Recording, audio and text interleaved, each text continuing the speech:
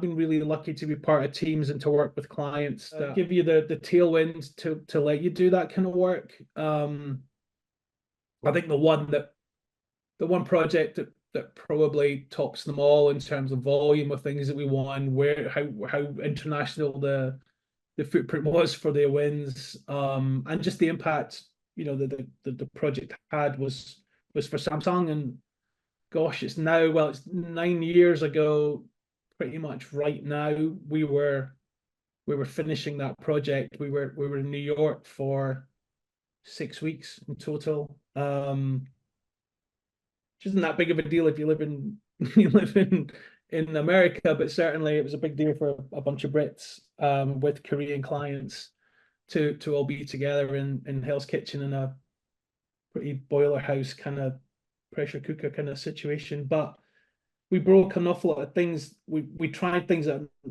you wouldn't imagine a large international global brand like Samsung would want to try. We were creating content in near time, like literally we'd be filming something and pushing it out within 24 hours.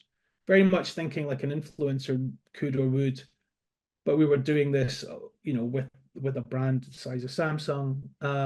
We worked with influencers for the first time. A global campaign had ever been fronted by influencers. We featured real people that we found on the day. And, again, this idea of sort of solving people's problems, making their days a little bit better, was something that was quite purposeful for a piece of tech that people just take for granted in their phones. It was a launch of a new cell phone range, and yeah, I think that we were all wildly ambitious. We were all wildly innocent in terms of thinking we could make this happen.